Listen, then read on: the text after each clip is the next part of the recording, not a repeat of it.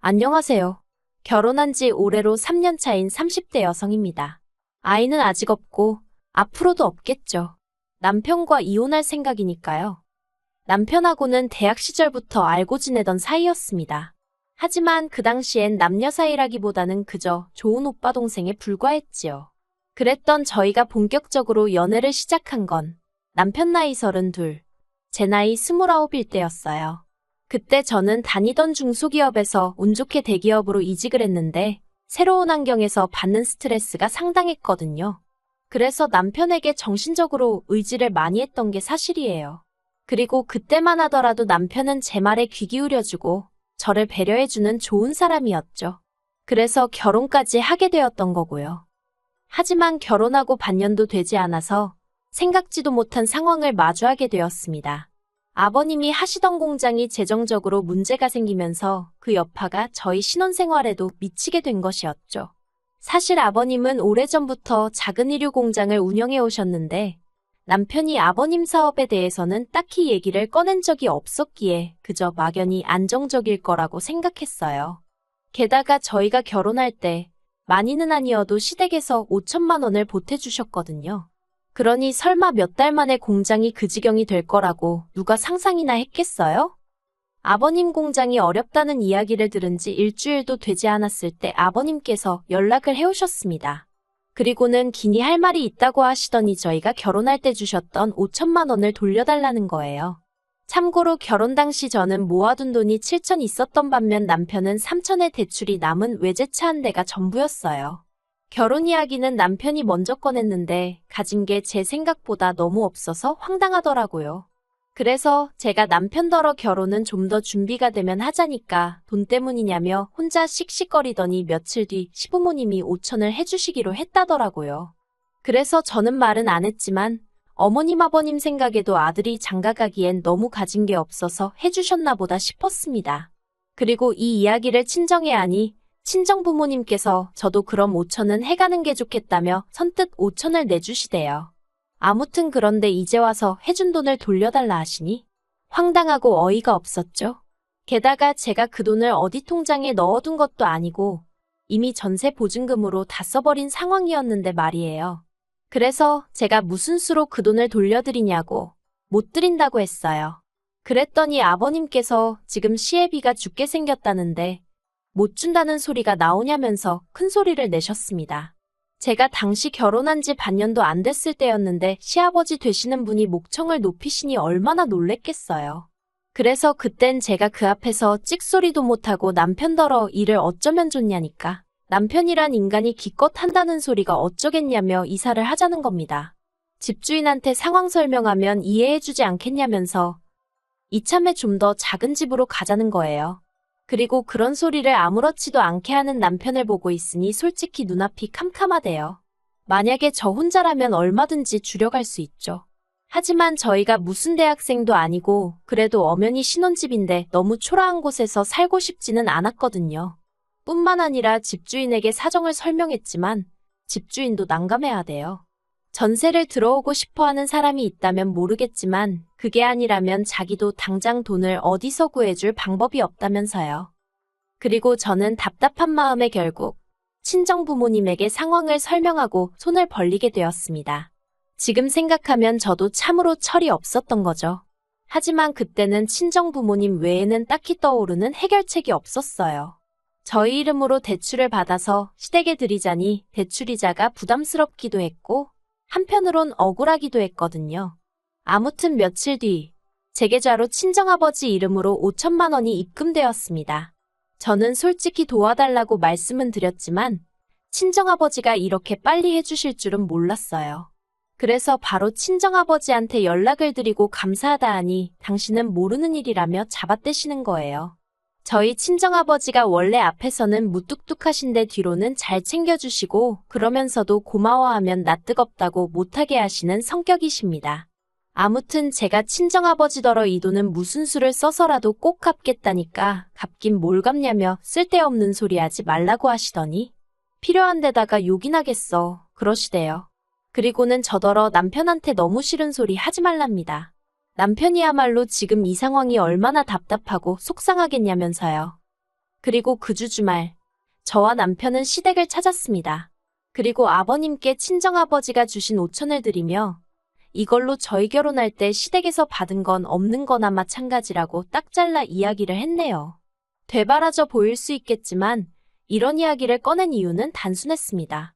어머님 아버님께서 지난 몇 달 동안 5천 해주신 걸로 어지간히 생색을 내셨거든요.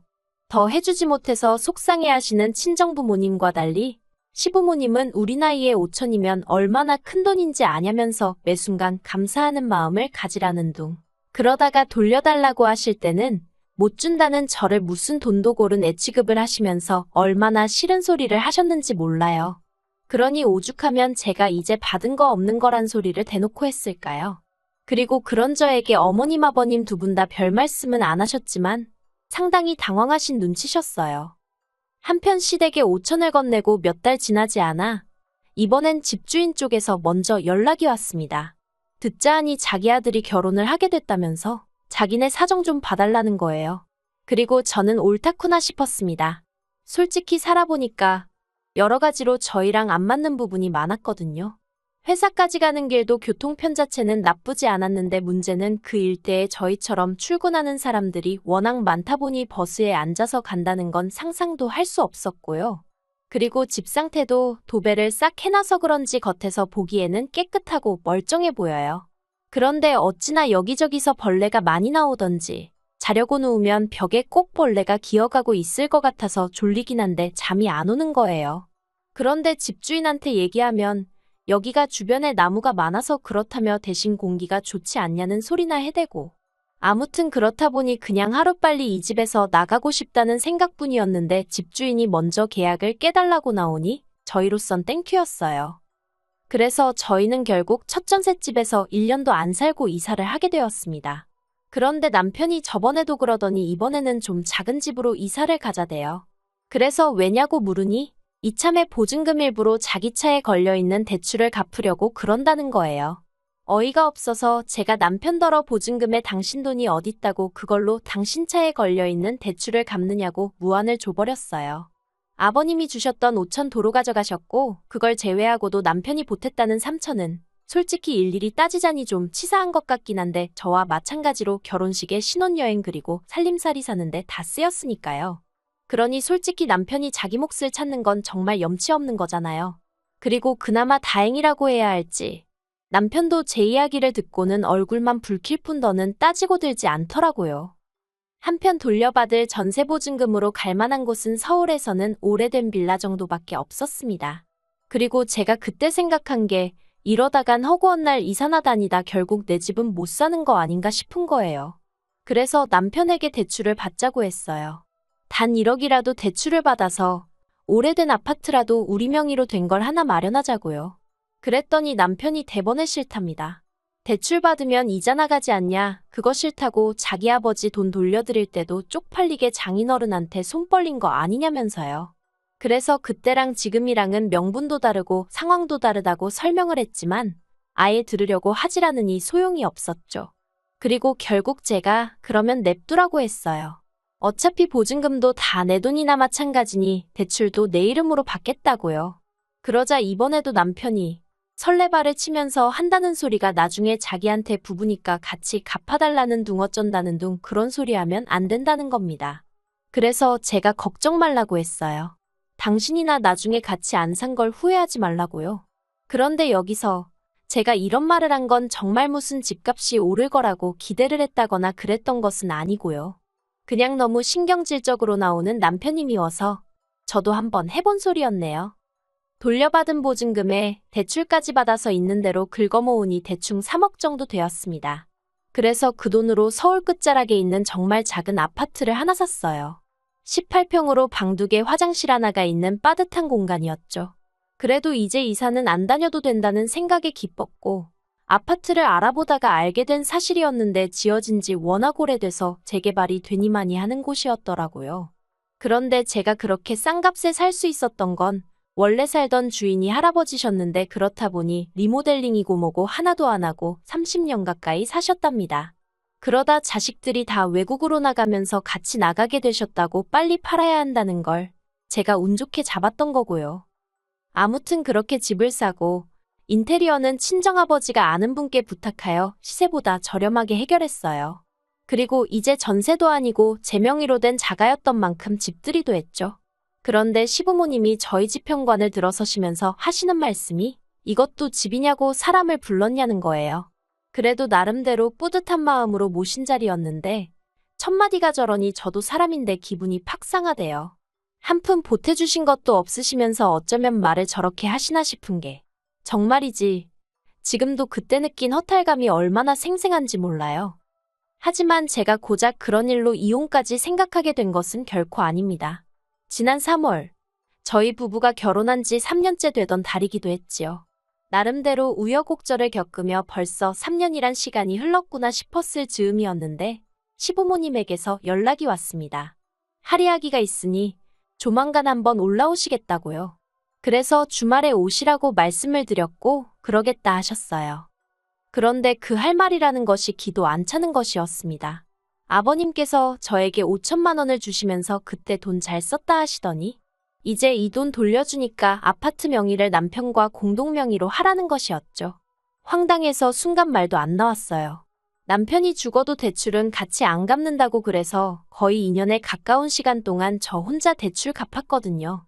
그리고 그나마 다행히 동네에 지하철이 들어오네. 그리고 재개발 얘기도 진척이 좀 있어서 아파트 값이 올라 그걸로 마음의 위안을 삼고 있었는데 뜬금없이 그때 5천 이제 돌려줄 테니 공동 명의를 하라니 어림택도 없는 소리였지요. 그래서 제가 아버님더러 싫다고 했어요. 그러니까 아버님이 영문을 모르겠다는 표정으로 왜 싫으냐입니다. 부부면 당연히 공동명의를 하는 게 맞지. 그리고 원래대로면 이유가 뭐가 됐건 간에 서류가 오가는 건 남편 명의로 하는 게 맞는데 그나마 제 돈도 들어가 있고 하니까 공동명의 정도로 얘기를 하시는 거라나요? 정말 기도 안 차더라고요. 그래서 예전부터 하고 싶던 그 말을 결국 입 밖으로 꺼냈습니다. 이 집에 어머님 아버님 아들이 보탠 건 쥐뿔도 없다고요. 막말로 하숙생은 월세라도 내고 살지.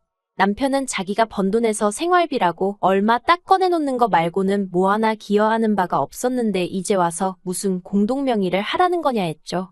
그랬더니 저희 아버님 하시는 말씀이 너 우리 아들 차 탄 적 없냐 그러시는 거예요. 저는 20살 이후로 줄곧 서울에서 살았고 그렇다 보니 늘 서울의 대중교통을 이용해왔어요. 하지만 남편과 연애를 시작한 이후로는 데이트 코스에 따라 종종 남편 차를 타게 되었고 결혼 후에는 당연히 시댁이나 친정에 내려갈 때 남편 차를 이용했지요. 그런데 아버님 말씀이 남편 차를 얻어 탔으니까 저는 할 말이 없는 거랍니다. 그리고는 아버님이 남편을 보시더니 네 차 얘랑 공동명의로 해줘라. 알겠냐 하시대요. 저한테는 들었지? 우리 아들이 지 차에 너 공동명의 해줄 거니까 너는 아파트 공동명의 해주면 된다. 내가 돈도 준다고 하지 않냐 하시는데 진짜 무슨 사업하신다는 분이 셈을 이따위로 하시나 싶어서 오죽하면 저도 모르게 입안에 있던 주스를 뿜었다니까요. 제 입에서 나간 오렌지 주스를 어머님이 정통으로 얼굴에 맞으셨고 당연히 난리가 났어요. 어머님이 더러워 죽겠다며 저한테 일부러 그랬지 하시며 삿대질을 해대셨고 저는 그게 아니라곤 했지만 어머님의 벌개진 얼굴에 얼룩진 오렌지 과육들이 눈에 자꾸 들어와서 웃음을 참지 못했습니다. 그러자 어머님이 저더러 미친 엑스 아니냐며 아버님더러 가자고 화를 내셨고 아버님은 아버님대로 저더러 다음 주까지 공동명의에 놓으라고 안 해놓으면 5천만 원도 안 줄 거고 저희 이혼시킬 거랍니다. 그런데도 저는 끝까지 웃음이 나오려고 해서 나중엔 억지로 웃음을 참았더니 눈물이 질질 흐르더라고요. 그리고 아버님 어머님이 돌아가시고 나자 남편한테 이게 지금 말이 된다고 생각하냐고 물었어요. 그랬더니 남편이 공동명의하는 게 돈 드는 것도 아니고 뭐가 문제냐입니다. 저만 원하면 앞으로 대출금도 같이 갚겠다면서 저더러 너무 계산적으로 사는 거 보기 안 좋다대요. 그리고 한다는 말이 대신 앞으로는 차 실컷 쓰게 해줄게 하는데 제가 됐다 그랬습니다. 계산적이나마나 나는 그 5천 안 받아도 그만이고 대출도 혼자 갚아도 되고 차도 내가 한 대 뽑으면 뽑았지 공동명의할 생각 없다고 했어요. 그랬더니 남편이 너 진짜 그럴 거냐면서 아버지가 우리 이혼시킨다는데 그래도 상관없냐입니다. 그래서 제가 남편더러 아버님이 나랑 이혼하란다고 진짜 이혼할 거냐고 물었어요. 하란다고 하는 인간이면 나야말로 같이 살기 싫다고요. 그랬더니 남편이 자기는 부모님 말씀은 거역 못한답니다. 그래서 제가 그러면 별 수 없네 하니까 남편이 저더러 이기적이라며 너무한다더니 후회 안 하냐대요. 고작 이깟 코딱지만한 아파트 때문에 이혼 엿딱지부터도 상관없냐면서요. 그래서 이깟 코딱지만한 아파트라고 해도 너보다 낫다고 해버렸어요. 그랬더니 남편이 저더러 마음대로 하라면서 지 짐 싸서 나갔습니다. 내일은 남은 짐도 다 챙겨서 이혼 서류랑 같이 시댁에 보내버리려고요.